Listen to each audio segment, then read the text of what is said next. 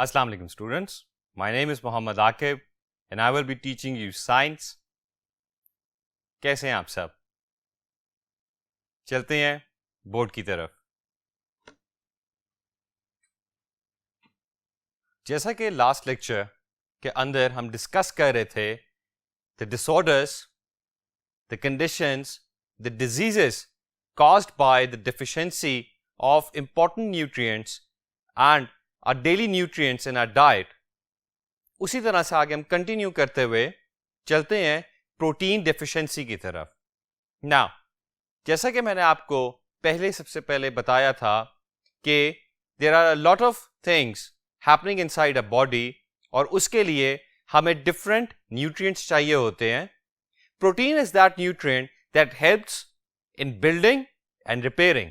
Now अगर protein deficiency हो जाए तो उससे there are a lot of diseases and conditions that follows up. Currently हम इस वक्त एक ऐसी डिजीज के बारे में बात करेंगे जो कि कॉमन है उन एरियाज में जहां पे फेमाइन आया हो, खुशहाली आई हो, और उन इलाकों में जहां पे खाना ज्यादा मिकदार में नहीं होता. ये प्रॉब्लम जो उनमें आई जाती है, उनमें पाई जाएगी ये प्रॉब्लम जो कि बच्चे पैदा होते हैं. नाउ ड्यूरिंग ए प्रेगनेंसी जो बेबीज होते हैं वूम के अंदर उनको प्रोटीन उस मिकदार में नहीं मिल पाती मैल न्यूट्रिशन की वजह से जो कि उनको ग्रोथ में रिक्वायर्ड है. फर्दरमोर वो बच्चे वो डिपेंडेंट अपॉन मदर्स मिल्क और उनको उसके जरिए वो प्रोटीन नहीं मिल रही that was required for the body to grow, for the body to develop. उसकी वजह से these kids, these babies suffer from a disease called kwashiorkor. जैसा कि मैंने आपको बताया कि ये डिजीज पाई जाती है उन इलाकों में जहां पे फेमाइन आया हो. ये डिजीज सबसे ज्यादा पाई जाती है इन अफ्रीका, जहां पे बच्चों को during birth and after birth when they are dependent upon mother's milk ये प्रॉपर मिकदार में नहीं मिलता. उससे क्या होता है कि उनकी फिजिकल डेवलपमेंट सही नहीं होती, उनकी मेंटल डेवलपमेंट सही नहीं होती है. मैंने आपको पहले भी बताया था कि proteins are those important ingredient in your daily life रोज, जिसकी वजह से आपकी बॉडी अपने आप को बिल्ड करती है, रीबिल्ड करती है और रिपेयर करती है. बच्चों में चूंकि जब इसकी डेफिशिएंसी होती है तो they can not grow properly, they can not develop properly and they will not develop mentally as well. It's a very challenging thing for them. Sometimes in worse conditions these babies can not live long as well. So make it a point कि आपकी daily life के अंदर protein, carbohydrates and fats right amount में लिए जा रहे हों. Let's move to the next board. Again continue करते हुए विटामिन्स एंड मिनरल्स. जितना ही प्रोटीन इंपॉर्टेंट था आपके लिए उतने ही इंपॉर्टेंट विटामिन्स होते हैं एंड मिनरल्स होते हैं. You been discussing them but now we will discuss it in a little detail कि vitamins और minerals अगर तो आपकी बॉडी में कम हो जाएं या आपको डेफिशिएंसी हो जाए तो उससे क्या क्या प्रॉब्लम्स हो सकती हैं, जिसके अंदर I'm going to explain to you some 3 examples of conditions and diseases caused by the lack of vitamins and minerals. First is scurvy. Scurvy is a disease जो कि normally associate होती है bleeding gums के साथ, loose teeth and sometimes tissues and muscles as well. ये किसकी वजह से होता है? It's because of lack of vitamin C. आपको याद होगा कि मैंने आपको पहले लेक्चर्स में बताया था milk is very important. Milk contains a lot of vitamin C जो कि आपकी बॉडी को जरूरत है, जिस पे वो डिपेंडेंट है. So if you're not taking dairy products, Dairy products are those products जिसके अंदर milk होता है and eventually vitamin C भी होता है. But there are vegetables and fruits as well जिसके अंदर ये पाया जाता है. So if you're not taking in right amount of vitamin C, you will be probably having bleeding gums. And it's very common. Especially बच्चों के अंदर. वो बच्चे जो कि vitamin C नहीं प्रॉपर ले रहे, उनको ये प्रॉब्लम जरूर होती है. आपको कैसे पता लगेगा? इन द मॉर्निंग जब आप अपने दांत साफ कर रहे होते हैं, when you're brushing your teeth, what you will notice कि आपके गम्स के अंदर ब्लीडिंग शुरू हो जाती है. That's a cause and that's a first sign कि आप प्रॉपर विटामिन सी नहीं ले रहे. The next disease is anemia. मैंने आपको पिछले लेक्चर में भी इसके बारे में कुछ बताया था. This is caused by the lack of iron. अब मैं आपको इसके बारे में एक और चीज भी बताता चलूं. Lack of iron means कि आपके ब्लड के अंदर रेड ब्लड सेल्स जो होते हैं, अगेन रेड, ये जो आपका ब्लड होता है, इट कंसिस्ट्स ऑफ हीमोग्लोबिन. ना हीमोग्लोबिन का सबसे की ingredient in the centre is iron. जब आयरन ही नहीं होगा तो आपके रेड ब्लड सेल्स नहीं बन पाएंगे या प्रॉपर्ली उनकी शेप जो रिक्वायर्ड है कि सेंटर में से कर्व हो, वो नहीं होगी. सो आपके अगेन जिस्म के अंदर ऑक्सीजन नहीं जाएगी, प्रॉपर हर वाइटल ऑर्गन्स को ऑक्सीजन नहीं मिल पा रही होगी. There be a lack of oxygen to the vital organs. इससे क्या होगा कि आपकी बॉडी आहिस्ता आहिस्ता फंक्शन कम करना शुरू कर देगी. You feel tired. An anaemic person, जैसे मैं आपको पहले बताया था, अगर वो थोड़ा सा ही दौड़ेगा तो उसको बहुत ज्यादा सांस चढ़ जाएगा और वो वहां पे ही बैठ जाएगा. People who are actually suffering from this disease sometimes can not even get up from bed. वो बेड से भी नहीं उठ सकते because they don't have that energy to get up from the bed. Moving on forward, rickets. Now, rickets is a disease that's caused by lack of vitamin D or deficiency of vitamin D. Vitamin D, जो कि आपको sunlight से मिल सकता है, and there are a lot of food that contains vitamin D. मगर इस बीमारी में, इस कंडीशन में होता क्या है? वो बच्चे जिनके अंदर vitamin D की कमी हो जाए, उससे क्या होगा कि उनकी बोन्स सॉफ्ट होने लग जाती हैं और वो फिर डिफॉर्म हो जाती हैं. नाउ अगर बोन सॉफ्ट हैं और डिफॉर्म हैं, they will not be able to walk properly, they will not be able to even walk some time.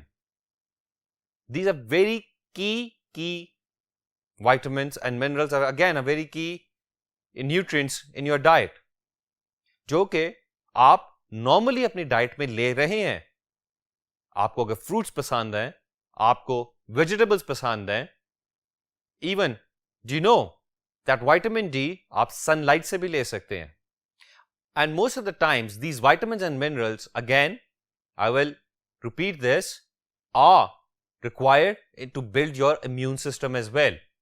So before we end this topic, मैं आपको यही बताता चलूं कि whatever you are eating, make sure that you eat healthy and at the right time of the day and in the right amount. If you follow all these 3 points, I guarantee you that you'll be very healthy and very strong and full of energy. Now, moving on further, drugs. Drugs के हवाले से मैंने आपसे पहले जो जिक्र किया था, आज हम उसको थोड़ा सा elaborate करते हैं. That there are 3 main types of drugs: harmful drugs, anesthetics, and useful drugs. Now, starting off with useful drugs, ये वो drugs होते हैं, ये वो दवाइयां कहलाती हैं जो कि आप नॉर्मली उस वक्त लेते हैं जब आप बीमार हो, अगर आपको कोई पेन हो, etc. For example, painkillers is a very common term, but what type of painkillers? Panadol is a painkiller, paracetamol is a painkiller, and there are many other painkillers with different names. Now, since Panadol and paracetamol is very common, और आप आजकल ये सुनते भी आ रहे हैं, paracetamol का function क्या है कि ये वो ड्रग है, ये वो दवाई है, ये वो मेडिसिन है आप उस वक्त लेते हैं कॉमनली जब आपके सर में दर्द होता है। इसका फंक्शन क्या है कि ये उस पेन को सबड्यू कर देता है, कम कर देता है, खत्म कर देता है। मैं इससे पहले कि नेक्स्ट पॉइंट की तरफ जाऊं, मैं आपको ये बहुत जरूरी बात बताना चाहता हूं।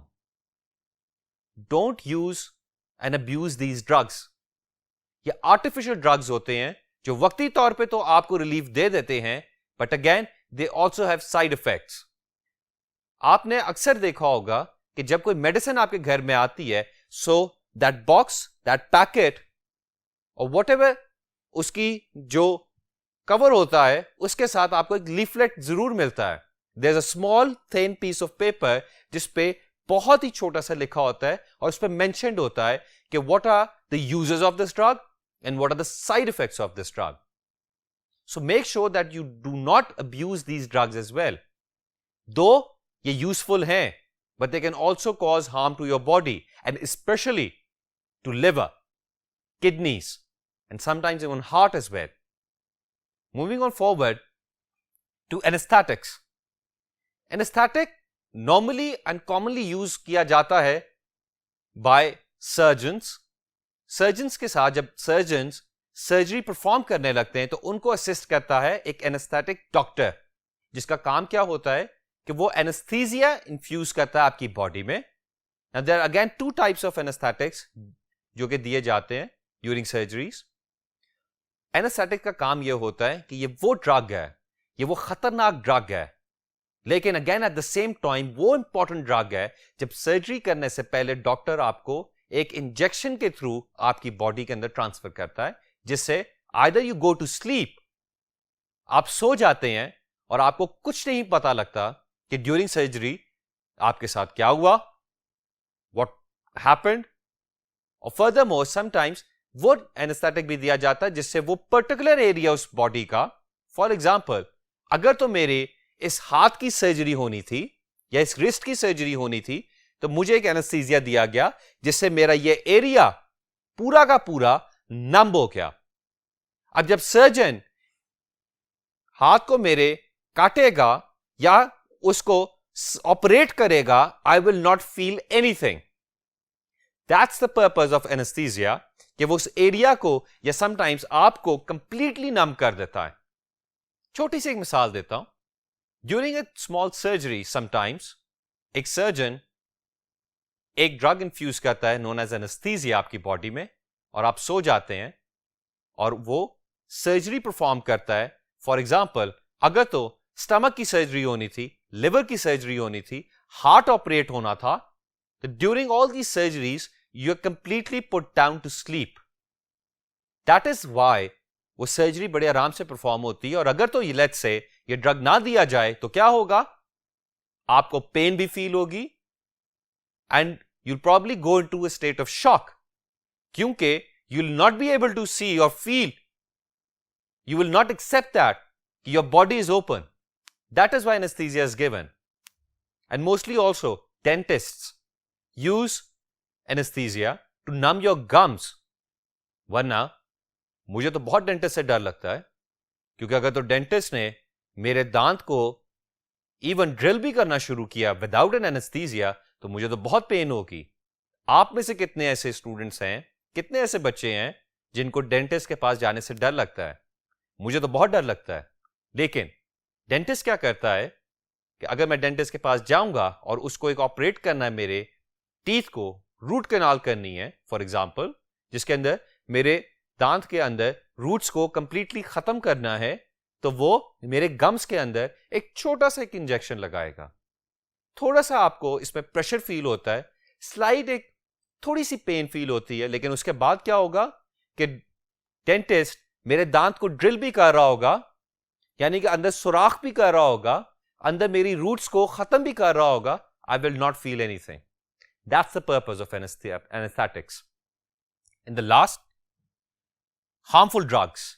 Now harmful drugs are those drugs जो कि वक्ती तौर पे तो जिस्म को, आपकी बॉडी को आराम तो पहुंचा देते हैं, sometimes even a pleasure feeling as well, but in the long term ये आपकी बॉडी के साथ एडिक्ट आपको कर देते हैं your body becomes addicted to these drugs, and eventually all the drug addicts who have been abusing drugs die. For example, heroin.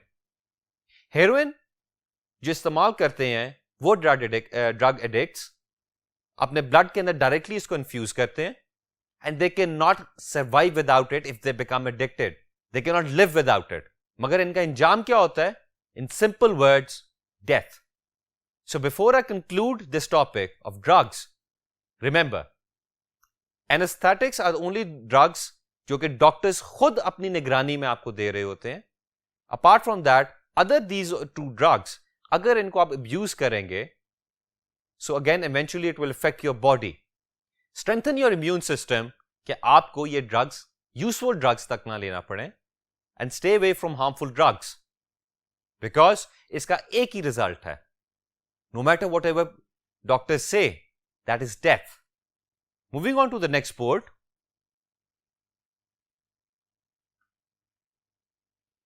So, today before we conclude this topic, सबसे जरूरी और important topic in the end comes smoking. Now, smoking, आप अपने इर्द गिर्द देखें, probably out of 10 people, you will find 2 smokers. Now, smoking होती क्या है? Smoking basically normally it becomes an addiction and there's no benefit out of it. कोई फायदा नहीं होता, लेकिन आपका जिस्म इसके एडिक्ट हो जाता है. Why? Because of nicotine. Now nicotine, which is found in cigarettes, it's basically the only element जिसकी वजह से addiction होती है. Nicotine not only makes your body addicted to smoking, but it also affects your heart. और ये आपके organs को भी इफेक्ट कर रहा होता है, क्योंकि ये आपके ब्लड में सर्कुलेट कर रही होती है. आपके ब्लड के अंदर ये एक हिस्सा बन जाती है. जैसे ही इसका लेवल कम होना शुरू होगा, a smoker will feel again the urge to smoke, I want to smoke again. Now, इसके अलावा सिगरेट्स के अंदर there are other killer things as well. मैं ये एक बहुत ही स्ट्रॉन्ग वर्ड इसलिए यूज कर रहा हूं कि सिगरेट्स के अंदर हर वो चीज जो पाई जाती है, it kills straight away. There is no other discussion about it. Tar, for example, जो कि इसमें पाई जाती है. Now, tar basically जब smoke आपके जिस्म के अंदर ठंडी होती है आके, तो वो एक काली सी एक फॉर्म के अंदर डिपॉजिट होना शुरू हो जाती है. Tar will totally destroy your lungs, your alveoli. Now, alveoli ये वो हिस्सा है आपके लंग्स के अंदर, माइक्रोस्कोपिक होता है, जिसके थ्रू ऑक्सीजन ब्लड के अंदर ट्रांसफर हो रही होती है. जब एल्वियोलाई ही खत्म होना शुरू हो जाएंगे और इसमें टार डेवलप होना शुरू हो जाएगा, तो ऑक्सीजन कैसे जाएगी आपके ब्लड के अंदर? इसके अलावा carbon monoxide, again it's a very poisonous gas, जो कि सिगरेट्स के थ्रू हमारे जिस्म के अंदर जाती है. क्योंकि this not only tobacco that is burning, वो कागज भी होता है जिसके इर्द गिर्द, टोबैको के इर्द गिर्द जो लिपटा हुआ होता है, वो भी तो बर्न हो रहा है और वो भी तो आपके लंग्स में जा रहा है. What would happen with smokers then? Eventually, जब कार्बन डाइऑक्साइड अंदर जाती है, उससे आपके ब्लड के अंदर जब वो ट्रांसफ्यूज होती है, तो आपका ब्लड उस वक्त कार्बन मोनोऑक्साइड से भर जाता है, and it is known as carboxic haemoglobin. यानी कि आपके जिस्म के अंदर वो भर चुका है. अब उससे क्या होगा? इवेंचुअली अब ऑक्सीजन तो है नहीं ब्लड के अंदर, कार्बन मोनोऑक्साइड है. सो कार्बन मोनोऑक्साइड की वजह से a smoker would probably lose its stamina, will lose his energy. आप नोट करिएगा, a smoker cannot climb stairs just like जब वो नहीं करता था compared to that. अगर मैं अब इस वक्त सीढ़ियां चढ़ूं तो मैं बहुत तेजी से चढ़ सकता हूं और मुझे सांस बिल्कुल भी नहीं चढ़ेगा. लेकिन अगर मैं स्मोकर हूं और मैं सीढ़ियां उसी स्पीड पे चढ़ूं तो मुझे सांस चढ़ना शुरू हो जाएगा. अगर मैं स्मोकिंग ना करता होता तो मैं जब दौड़ूंगा तो फिर मुझे सांस बिल्कुल नहीं चढ़ेगा, and I still remain very active, very healthy. But if I smoke, और अगर मैं सिगरेट पीता हूं और मैं जब दौड़ूंगा तो मुझसे दौड़ा नहीं जाएगा, सांस चढ़ेगा और मैं थोड़ी ही देर बाद रुक जाऊंगा. This is caused by carbon monoxide. Now there are a lot of diseases associated to smoking. मैं आपको आज सिर्फ चंद अदद थोड़ी सी खौफनाक बीमारियों के बारे में बताऊंगा जो इस एडिक्शन से रिलेटेड हैं, वो है lung cancer, bronchitis, mouth cancer, emphysema. There's so many diseases related to this addiction कि it will take me a lot of time to explain. But मैं आपको इसमें से वो जानलेवा बीमारियों के बारे में बताना चाहता हूं. Eventually, smokers die at a very young age. Why? Because of lung cancer, because of mouth cancer. Smoking basically triggers not only cancers in your body, but it also is a cause of a lot of other diseases. It puts your heart at risk, especially. And smokers इसके अलावा lose their stamina. Bronchitis again is a disease जिसके अंदर alveoli खत्म होना शुरू हो जाते हैं. And eventually क्या होगा? और जैसे emphysema है, bronchitis है, खांसी का आना, which is known as smoker's cough. खांसी बहुत ज्यादा आती है smokers को.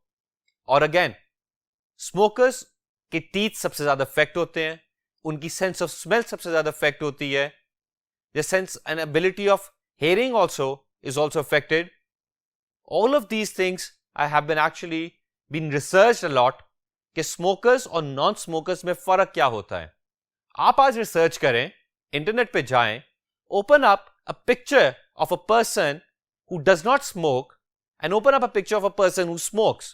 Now, अब आपने नोट क्या करना है, जो स्मोकिंग नहीं करता उसके लंग्स कैसे हैं और जो स्मोकिंग करता है उसके लंग्स कैसे हैं. A healthy person and a smoker person, दोनों के लंग्स में आप फर्क क्या देखेंगे कि जो हेल्दी है उसके लंग्स बिल्कुल रेड प्रॉपर बहुत हेल्दी हैं, लेकिन जो स्मोकर है it's turning black. That's because of the deposits of tar. Before I end this today's lecture, I would like to conclude कि आपने इस चैप्टर के अंदर बहुत सारी नई चीजें और वो चीजें भी सीखी जो कि आप इर्द गिर्द सुनते आ रहे थे. आप लोगों ने इसके बारे में बहुत डिटेल में पढ़ा. I would want you to research on internet. जो मैंने आपको बताया, जो मैंने आपको सिखाया उसके बारे में in detail, so that you are able to know कि how to live a healthy life. Gain this knowledge further and live a very, very healthy life. Exercise daily and eat healthy. इसके साथ ही हम इस lecture को खत्म करते हैं. खुदा हाफिज.